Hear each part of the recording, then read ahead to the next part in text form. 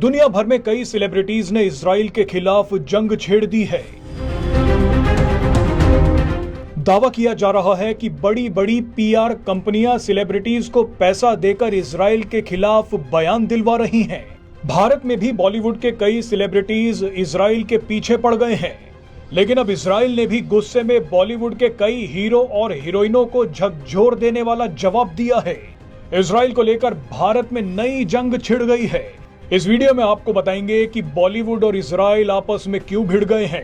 दरअसल सारा बवाल गाजा के राफा शहर को लेकर शुरू हुआ है। कुछ दिन पहले राफा में बैठे हमास आतंकियों ने इजराइल पर रॉकेट दाग दिए थे। इसके बाद इजराइल ने पलटवार किया तो उस हमले में 45 फिलिस्तीनियों की जान चली गई। बस इसी के बाद दुनिया भर के हजारों सेलिब्रिटीज ने इजराइल के खिलाफ सोशल मीडिया पर एक जैसा पोस्ट डालना शुरू कर दिया। इन सभी ने एक तस्वीर शेयर की जिसमें लिखा था ऑल आइज ऑन राफा, यानी सबकी नजरें राफा पर हैं। दावा किया जा रहा है कि सेलिब्रिटीज और सोशल मीडिया इन्फ्लुएंसर्स के फॉलोअर्स देखकर दाम तय किए गए और उन सभी से ये पोस्ट डलवाई गई। बताया गया कि जो जितना ज्यादा मशहूर था उसे उतने ही ज्यादा पैसे मिले। बॉलीवुड की सेलिब्रिटीज ने भी अचानक इजराइल के खिलाफ पोस्ट डालनी शुरू कर दी।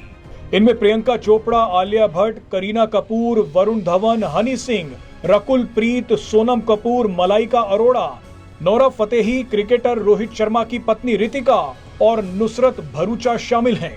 मजे की बात देखिए कि नुसरत भरूचा वो हैं जो कुछ समय पहले हमास के हमले के दौरान इजराइल में फंस गई थी। नुसरत भरूचा सबसे मदद मांग रही थी।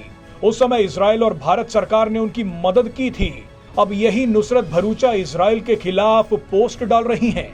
वैसे कई सेलिब्रिटीज को शायद ये पता भी ना हो कि राफा कहाँ है, इजराइल और हमास के बीच जंग क्यों चल रही है, भारत के राष्ट्रपति का नाम क्या है और 51 को हिंदी में 51 बोलते हैं या 91।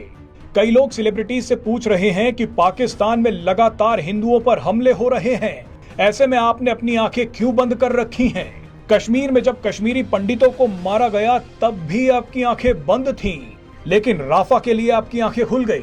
बहरहाल इन सभी सेलिब्रिटीज को इजराइल ने अब जवाब दिया है। भारत में इजरायली राजदूत नाओर गिलोन ने भी कुछ तस्वीरें शेयर की हैं।